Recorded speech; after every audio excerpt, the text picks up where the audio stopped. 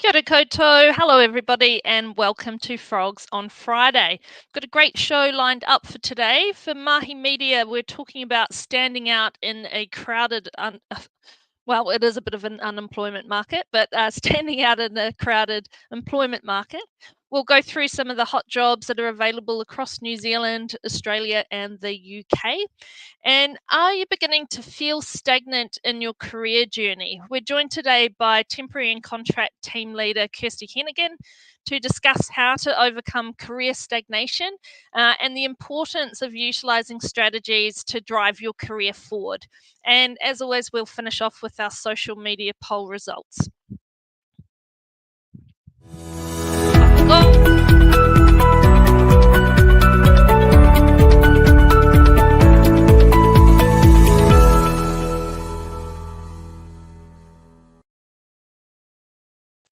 Sorry about the little hiccup there. Usually I say, now let's jump into Mahi Media, but my dog came over and started licking my hand and looked like she was going to join the show, so I got a little bit mixed up there. So let's jump into Mahi Media. So we know that competition is fierce for jobs right now, with more job seekers vying for fewer jobs. And New Zealand has seen around a 50% drop in jobs across the country compared with last year. So I thought I'd share my top 5 tips to help you stand out. Number 1, be selective in what you apply for. So definitely recruitment agencies and also a lot of businesses will use applicant tracking systems so we can see your application history. So if you're applying for anything and everything, and it can be a temptation to do that when you really need to find something new, there's a danger that they might overlook your application, even if you have got the right experience or relevant experience for that job, if they see that you're applying for a lot of different roles. Number 2, include achievements that showcase your strengths in your CV. So really, to be able to stand out, you've got to make it really easy for potential employers to see the value that you could bring. So don't leave it unsaid. Remember, they're going to be quickly scanning through CVs, so make it stand out all the good things that you've done in previous roles. Number 3, show your involvement in projects or activities outside of your job description. So in this kind of market, chances are the organisation is trying to do more with less people. So it's really important that you highlight your special skills and contributions to be able to show how you could help the organisation work towards their broader goals. And it might just be things like involvement in a system implementation, an employee focus group, or even something as simple as restarting the social club. Anything that you can show that you're putting in that extra that maybe others aren't. Number 4, consider customizing your CV to the job advertisement. So I don't mean rewrite the whole thing, but it could be little things like reordering your job responsibilities and providing examples to match the key tasks in the ad, as well as highlighting your qualifications, skills, or experience to show that you meet any prerequisites for that job. Again, it's about making it easier for the employer to see that you've got the skills and experience that they're looking for. And last but definitely not least, consider working with a recruitment agency. And of course, I would recommend Frog Recruitment. So this is a free service for job seekers, providing professional advice. So a thing that a lot of job seekers won't know is that we can also use our networks to represent you directly with hiring managers so that your application gets priority and you're no longer one of 100 applicants. So hopefully some of these tips will help you secure your next role. But let's have a look at some of the hot jobs on offer, and this might be your next one.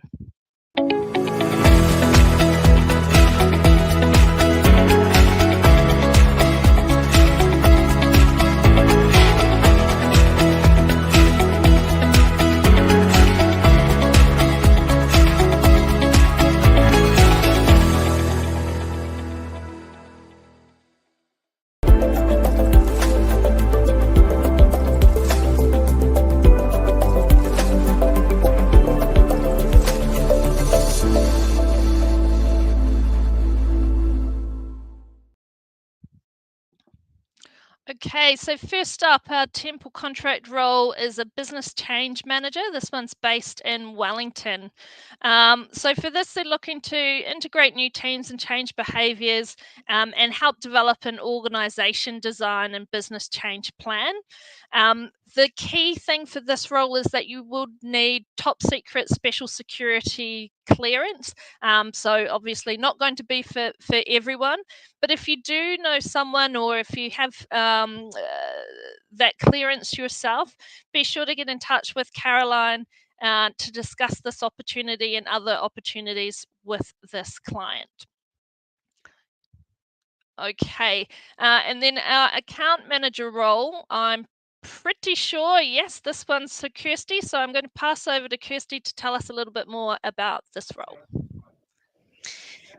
Thanks, Shannon. So this role is based in Auckland Central / being on the road. So they're looking for someone for a fixed term period of 6 months to join their team. There is a potential for it to extend further than that and maybe even go permanent. But the role is about 50% account management and looking after their current accounts, but also having a look at those areas where you might be able to build the business as well. In terms of salary, they're looking between that 80 to 85k mark, and they are ideally looking to get someone started as soon as possible. So if you are interested in hearing more around the role, then please do reach out. I'm happy to have a chat. Excellent, thank you. And let's take a look at our roles abroad. Okay, and as always, we've got a wide range of different opportunities available across Australia and the UK. So this week, the highlighted roles: a property manager in New South Wales, customer service officer in South Australia, and a sales manager in the UK. As always, get in touch with us and we can point you in the right direction of a fabulous consultant across Australia or the UK.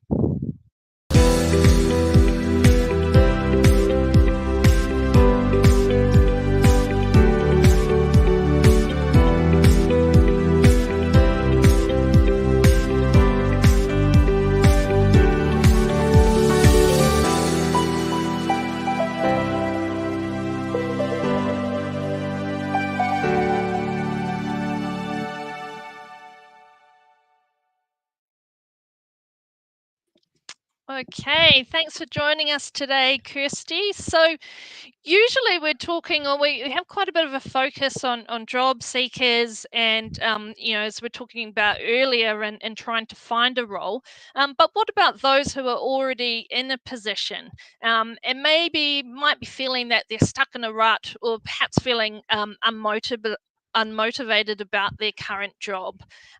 So very pleased to have you here today. So to give us some tips on what they can do to get their career back on track.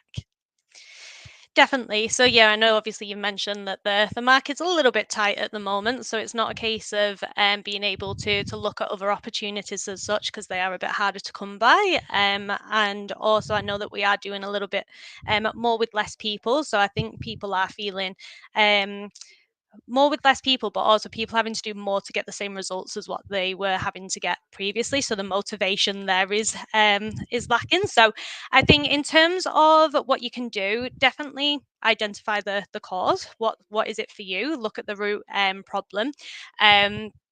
Why you are feeling quite stagnated at the moment. Is it because of the career progression? Is it because you are having to do more? Is it because the company's values aren't aligning? And that will really help you work out which direction you actually want to go to. The other thing I'd probably say is just to set some clear goals. Depending on which area it is, you can look at your SMART goals and work out which direction you want to move forward with. Now's a really good time to start speaking with colleagues, looking at getting a mentor, getting a bit of an idea as to what you actually want to do within your career. With speaking to people, you can get a bit of an idea as to what you can do, but also maybe where you are lacking and what you need to improve on. So just getting a bit of feedback on those areas, and now's a great time to start working on it so that you are ready for whether it's the next opportunity within your company or if you are going to be looking external. Yeah, I think that's a really great point, and I'm sure you'll know, Kirsty, that I'm always banging on about focusing on what's in your control and what you can change. But I think that first step of identifying, what you're unhappy or unsettled in the role, but actually having a think about why that actually is, and seeing if it's something, can it be changed? Is it just about the market or the conditions of the moment that aren't so much in your control? Or is it something that you or the business could do something about? So a really great starting point there. Yeah, definitely. And I know we were talking about this earlier, but sometimes when you are able to identify those things and even speak to your manager, you might be able to put things in place to actually improve this, rather than just thinking that you sat there on your own feeling this way. So really just having those conversations.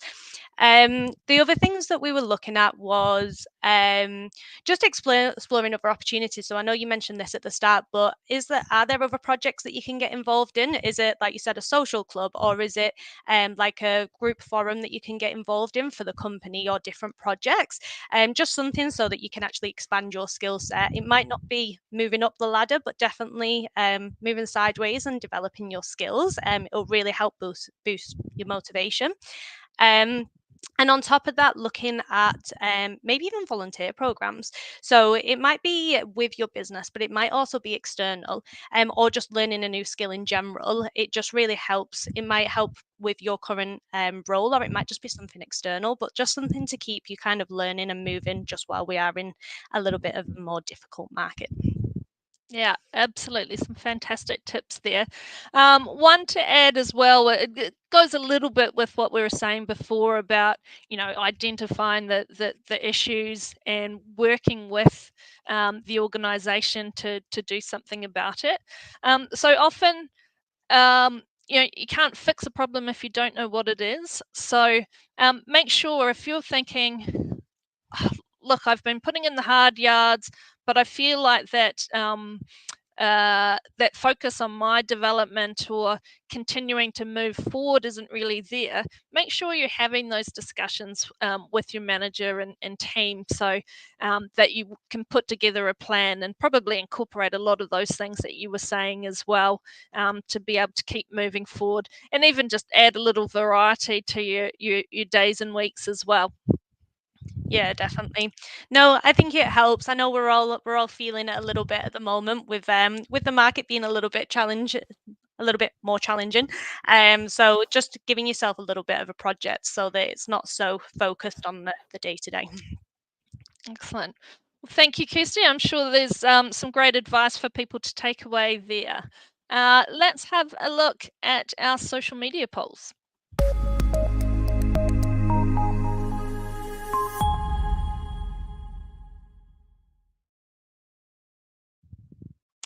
Okay, is it acceptable to reapply for a role that you've previously been rejected for?